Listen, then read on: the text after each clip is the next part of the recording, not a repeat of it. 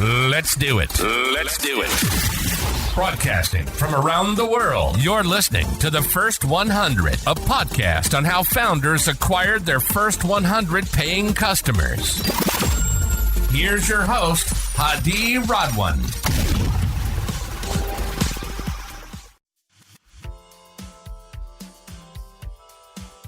Good to have you on the show, Jacob. How are you doing? Thank you so much. I'm doing well. I appreciate you having me on. Amazing. I know we've tried to get this episode recorded earlier, but we had some emergencies. I'll give a quick introduction for our listener. Jacob Jolibois is the founder of Check, and we are always welcomed when we talk to someone who has bootstrapped their company. But Check is an early stage SaaS company that helps service operators streamline and automate their business. As simple as this. I think you founded Check 4 years ago, and now you have more than 15,000 users, which is impressive. Take us back to the founding aha moment. How did it all shape up 4 years ago?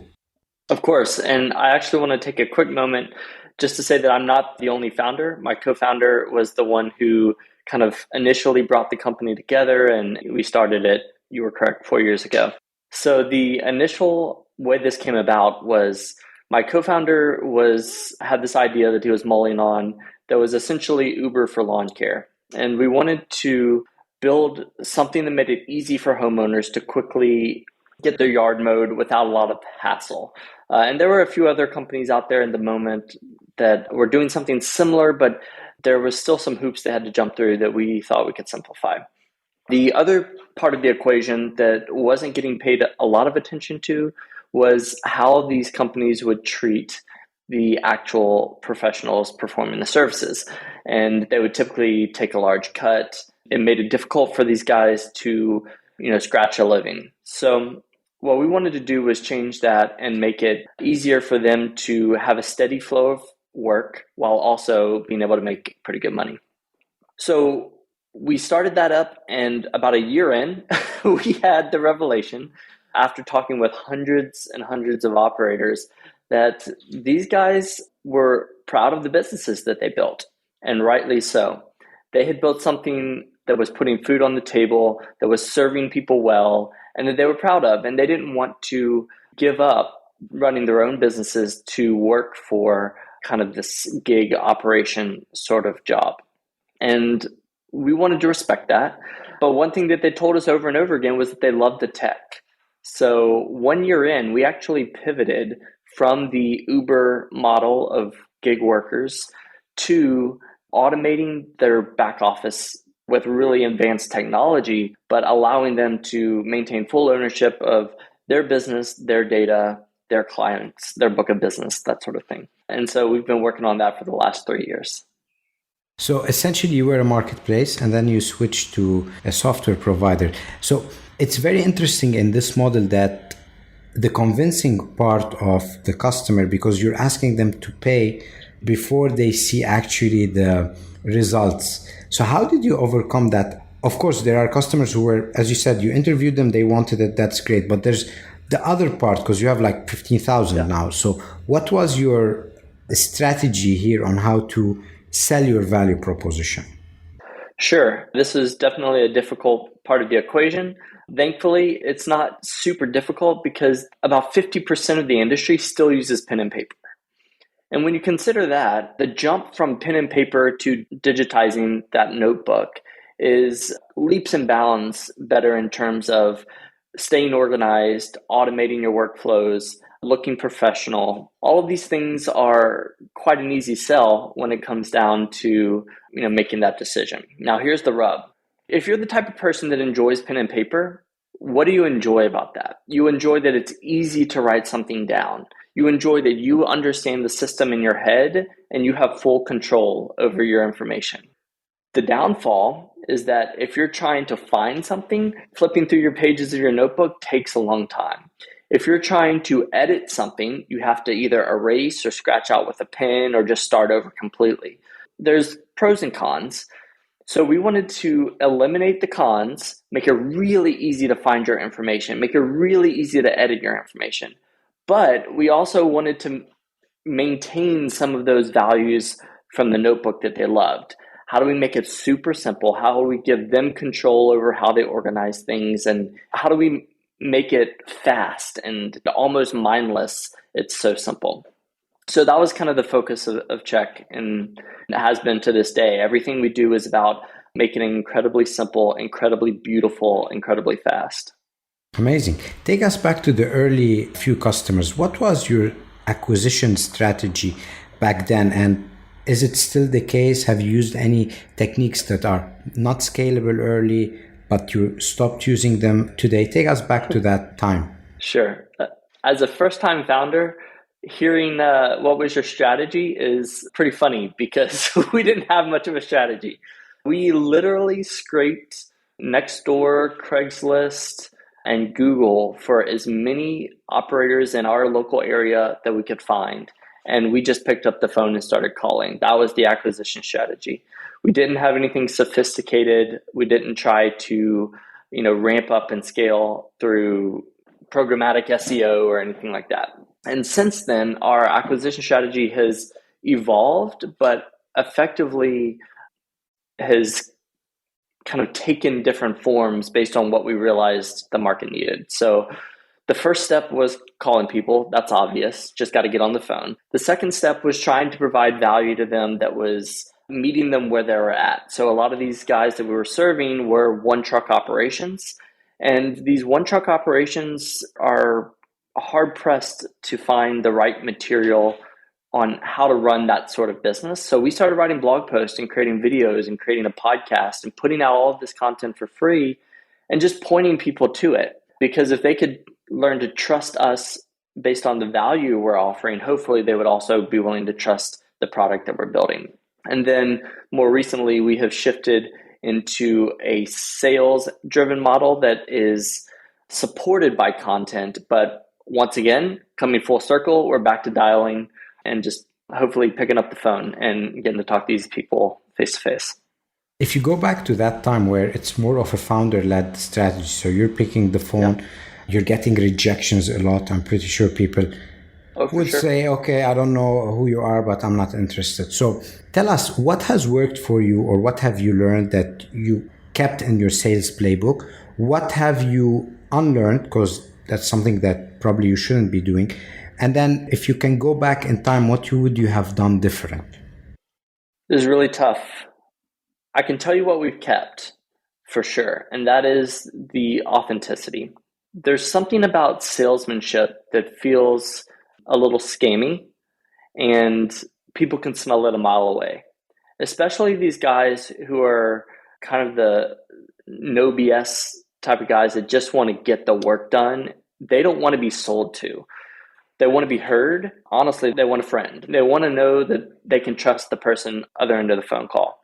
As first-time founders who had zero prior sales experience in our early days, what we were really good at was just being normal, just being human. And so we pick up the phone and we just tell them straight up what we were doing, why we were doing it. We wanted to help them.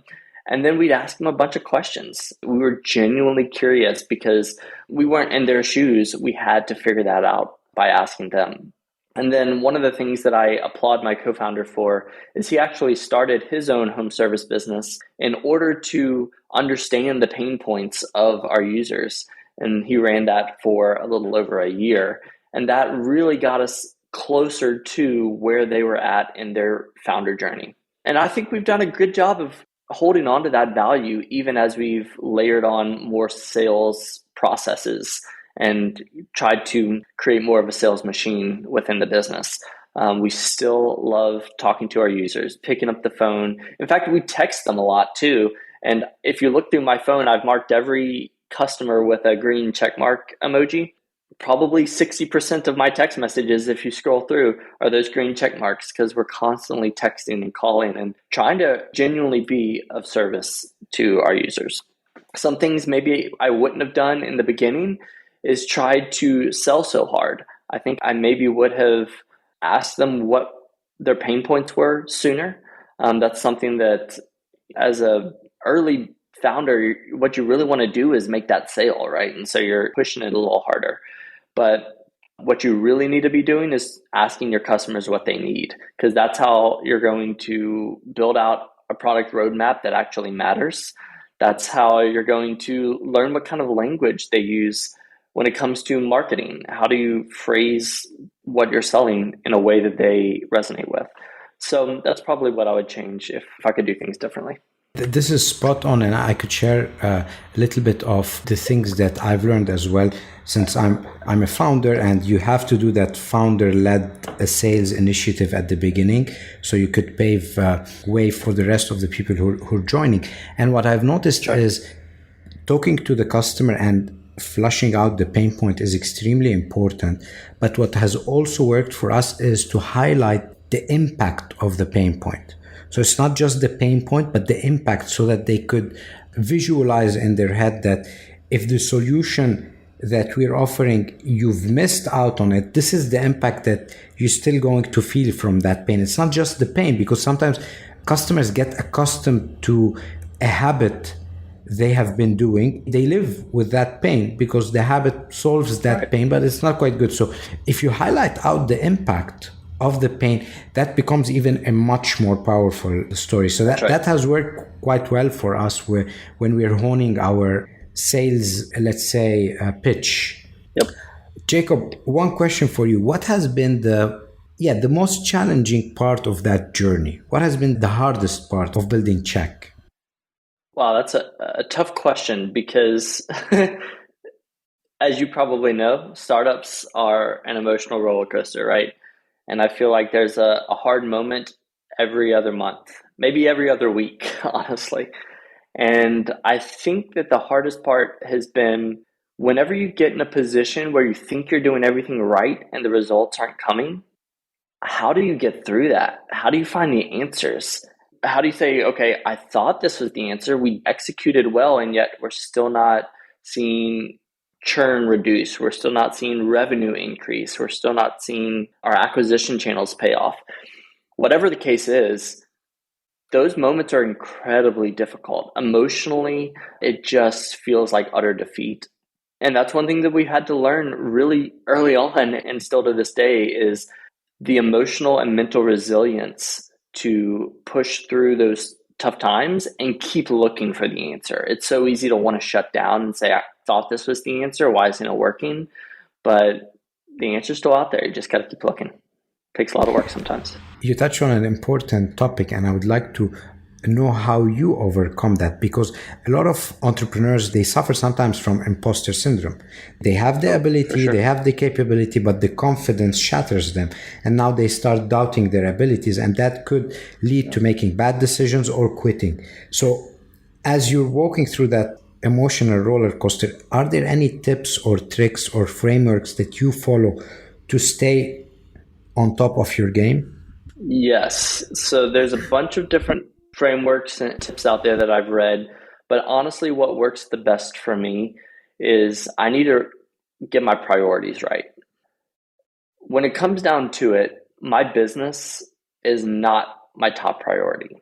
Whenever it feels like the world is crushing me, that's because I've made it my top priority, and that sense of failure gets overwhelming. I need to get my priorities straight. And what that looks like is I need to recenter with my faith. So I'm a Christian, and I need to get back in line with my priorities around my service to God and others. Next, my family. How am I serving my wife well? How am I making sure that I'm a present husband and not getting so deep into my own mind and my own despair that I'm ignoring her needs? Getting outside and enjoying time with friends, it's remarkable. That's like what most people want in life, is to enjoy their time with friends, and work simply facilitates the ability to have money to go do those things with friends or whatever the case may be. So sometimes you just need to get away from the computer and put down the phone and like go play some sports or go for a run or go out to a dinner with some buddies. Those things really bring me back to what's important in life. And once those things are straightened out, it's much easier to come back to a problem that is now feels very small and say, okay, let's tackle it. It's a new day. We've got new answers to find. So let's go figure those out. Amazing. Thank you for sharing this. You have a newsletter which I'm subscribed to, Making Product Sense, and you have very interesting article. Of course, very, very good content, which I would definitely advise people to subscribe to it. You have around 3,500 subscribers.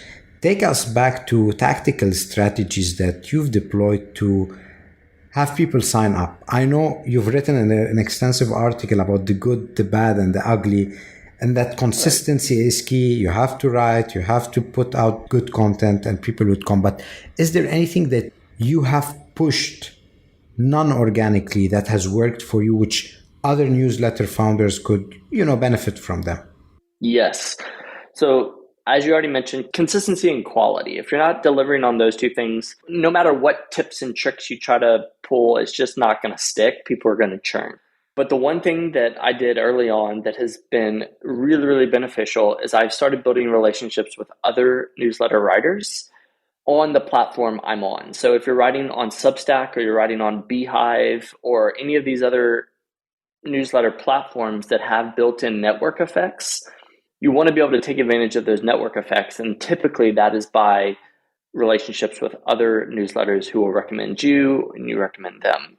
And as a result of that, I've actually built some really beautiful friendships out of this, initial cold outreach to other newsletters that I really enjoyed reading.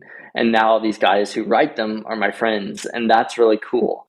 With Substack in particular, because they have a unique recommendation engine, it's not algorithm based, it's personal relationship based. So you as the writer can actually recommend other newsletters that you enjoy and you read. And then of course you want them to do the same to you. So what I did early on was I went through maybe 50 to 60 different newsletters and just found the ones whose content I really enjoyed, subscribed to them, read them for a few weeks. And then once I felt like I understood the content that author was writing about and the value they brought to the table, the things they were interested in, then I just DM'd them on Twitter and said, hey, I really love your content. I would love to connect.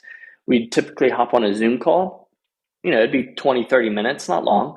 And during that time, I'd just get to know them and try to genuinely be their friend. And then if it felt like it was right, I would ask, hey, would you like to do a recommendation swap? If they were down for it, we would make those mutual recommendations, and that drove a lot of early traffic.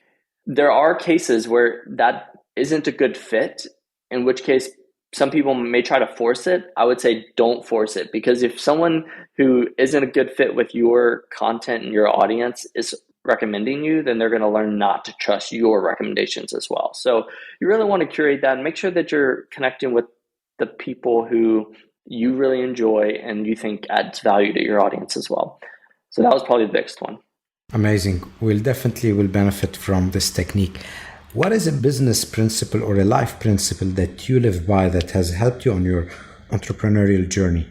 I've already mentioned prioritization. That's obviously a big one. So my second one would be simplicity.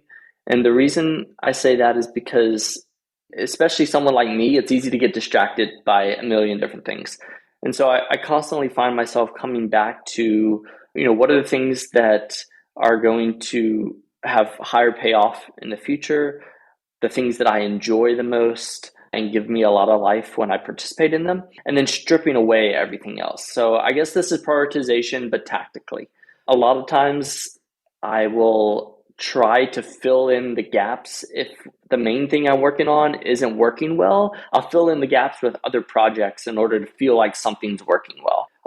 Most of the time, those things don't matter. And so I'll need to just strip those away, try to get back to the root and simplify my focus.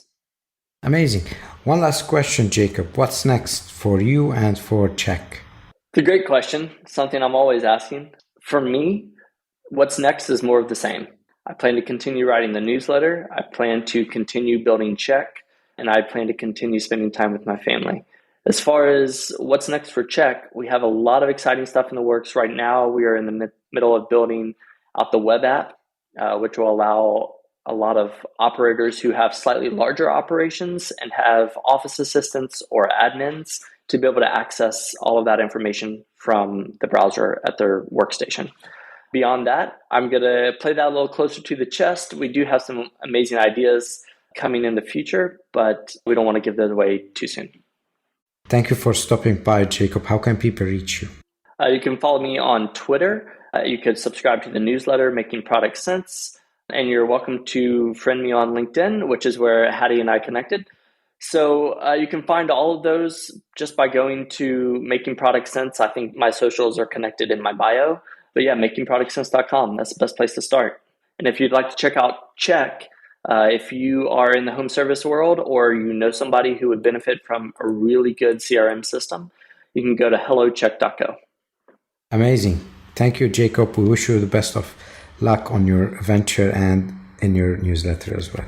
Thank you so much, Hattie. I appreciate the opportunity. It was a blast. Catch you next time.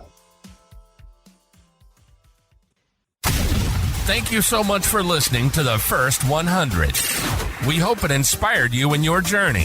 If you're enjoying the podcast, please subscribe to our podcast on Apple iTunes, Stitcher, Google Play, or Spotify, and share it with a friend starting their entrepreneurship journey.